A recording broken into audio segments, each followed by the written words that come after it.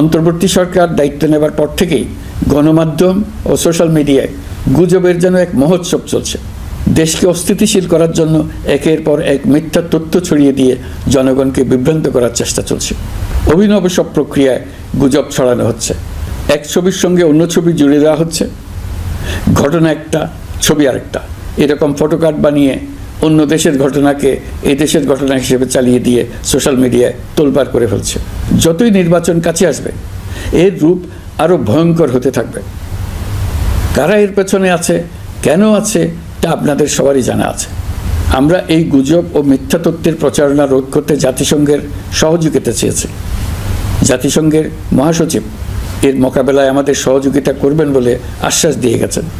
দেশবাসীকে আমি স্মরণ করিয়ে দিতে চাই যে জুলাই অভ্যুত্থানের প্রথম পর্ব সফলভাবে সমাপ্ত হয়েছে। প্রথম পর্বের সমাপ্তির মধ্য দিয়ে অভ্যুত্থানের দ্বিতীয় পর্ব শুরু হলো। সবসময় মনে রাখতে হবে আমরা কিন্তু যুদ্ধাবস্থায় আছি। গুজব হলো এই জুলাই অভ্যুত্থানের বিরুদ্ধে পরাজিত শক্তির মস্ত বড় হাতিয়ার। গুজব দেখলেই গুজবের সূত্রের সন্ধান করতে থাকবেন, গুজবকে অবহেলা করবেন না। বহু অভিজ্ঞ সমর বিশারদ এই গুজবের পেছনে দিনরাত কাজ করছে। সীমাহীন অর্থ এর পেছনে নিয়োজিত আছে।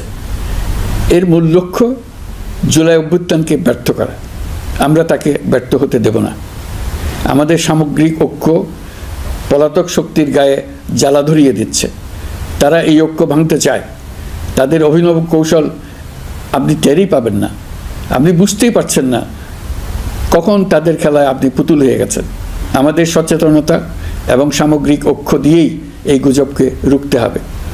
পলাতক অপশক্তির ষড়যন্ত্রকে ব্যর্থ করে দিতে হবে। প্রিয় দেশবাসী, আপনারা জানেন ইতিমধ্যে জাতীয় ঐকমত্য কমিশন তাদের কাজ শুরু করেছে। 6টি সংস্কার কমিশনের 166টি সুপারিশ ও পূর্ণাঙ্গ প্রতিবেদন সহ 38টি রাজনৈতিক দলের কাছে চিঠি দেওয়া হয়েছে। ইতিমধ্যে রাজনৈতিক দলগুলোর সঙ্গে বৈঠক শুরু হয়েছে। দেশের রাজনৈতিক দলগুলো খুবই ইতিবাচকভাবে সংস্কার কাজে সাড়া দিয়েছেন, তাদের মতামত তুলে ধরছেন।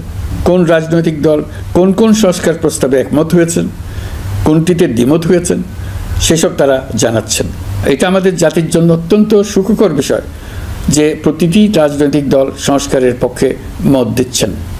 ঐকমত্য কমিশনের মাধ্যমে সকল রাজনৈতিক দলের মতামত নেওয়ার কাজ এখন চলমান আছে। কমিশনের লক্ষ্য যে সকল বিষয়ে রাজনৈতিক দলগুলো একমত হবেন সেগুলো চিহ্নিত করা এবং তার একটা তালিকা প্রস্তুত করা।